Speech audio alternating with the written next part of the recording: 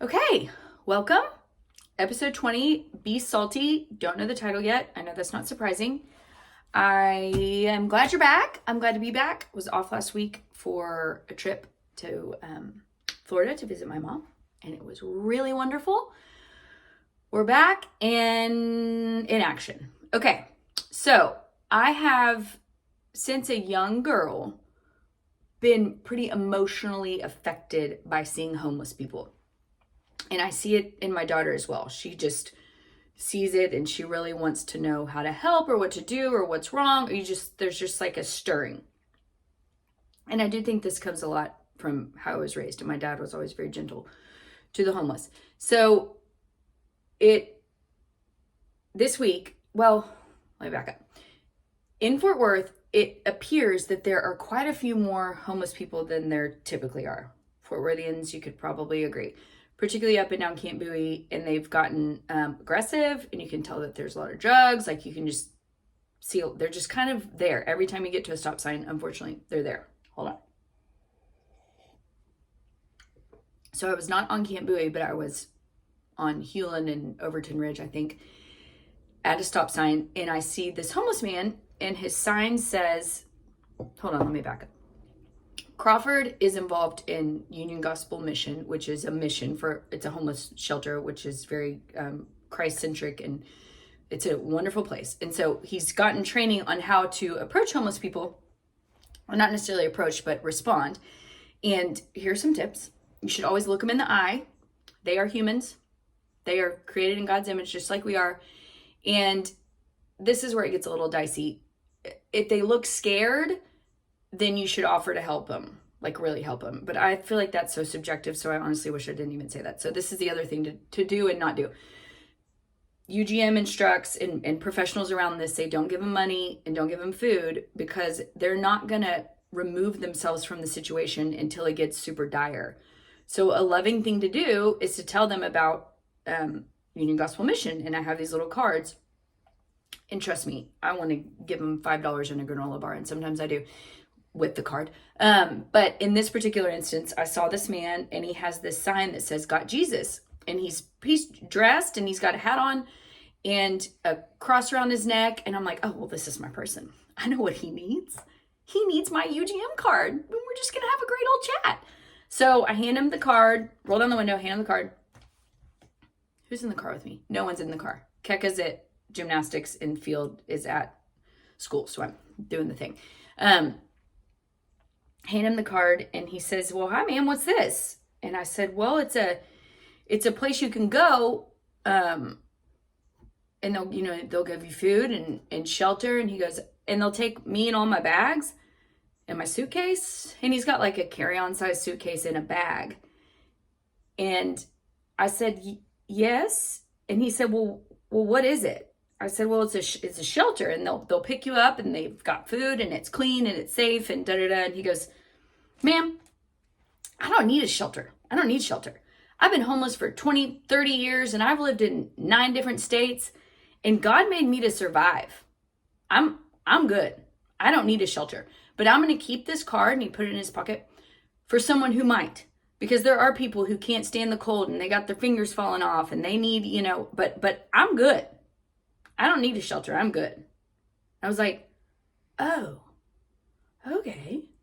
So you want to be here. I didn't say that, but these are like thoughts processing in my head. And I felt stunned. I felt humbled.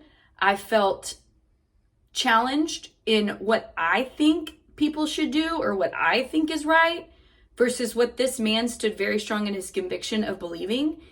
And there were on his sign, it said hungry. So he had the Got Jesus one. And then on top of his suitcase, it said hungry, ? Thirsty, ?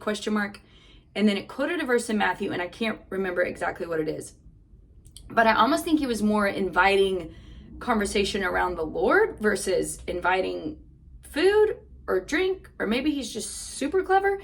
Regardless, maybe I didn't know what he needed. And it looks like I didn't know. And I thought I did. Do you ever find yourself in situations like that where you think you know what someone needs? I find myself in them all the time. It's basically where I live. I am the all-knowing, powerful Oz, Come to me and I'll tell you what you need. Can't give it to you, but I'll sure point you where you should be. And really what that is confessing someone else's sin. And I mean, it can be. In this instance, I'm like, well, you've made bad choices, so here's what you need to help you. That's an extreme example. There are other examples.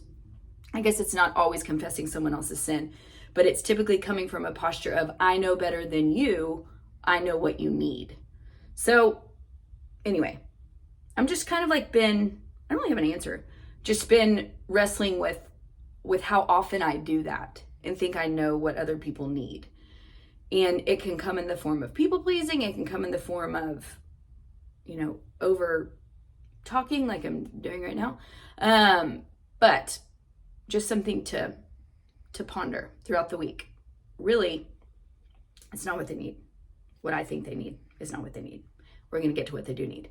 Second piece that stuck out to me in this conversation was him asking about his baggage. Will they take me and all my baggage? And he wasn't phrasing, I'm like, who was this man?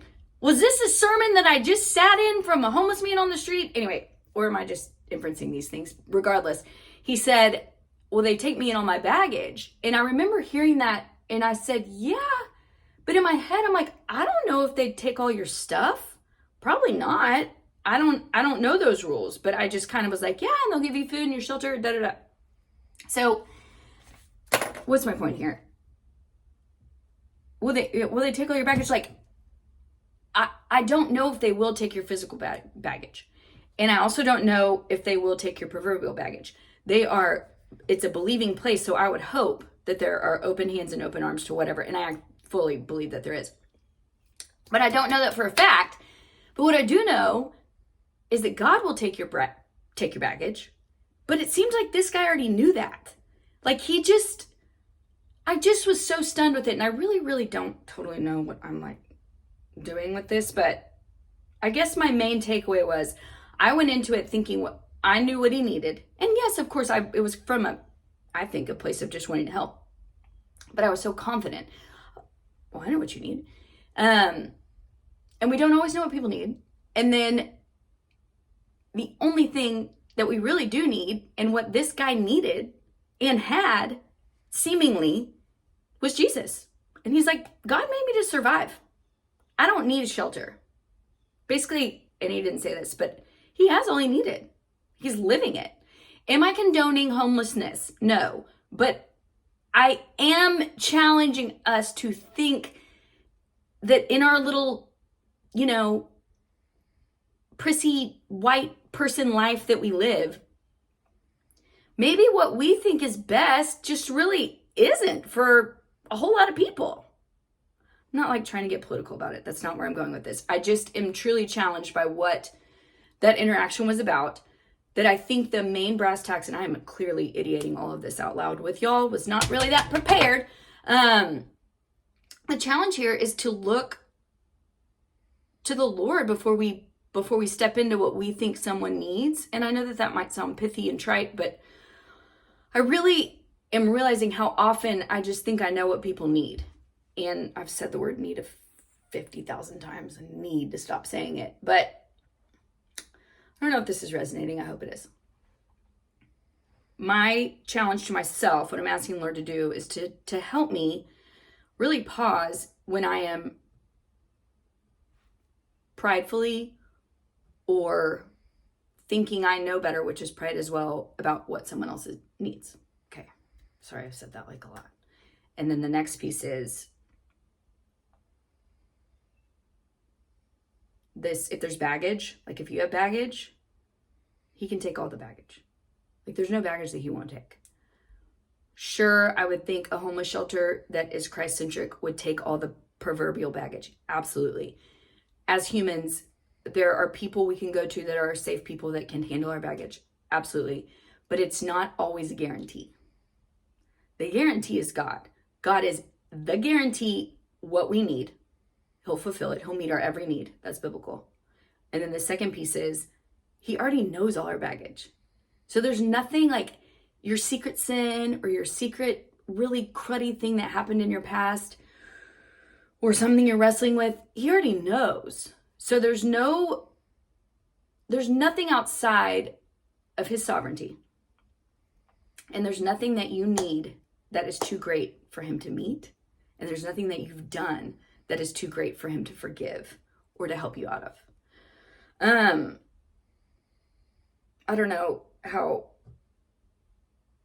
this just felt like really rusty, but here I am. And I'm not going to be here next week. I'm sure you're super happy because this was just like, actually, I'm going to stop saying that.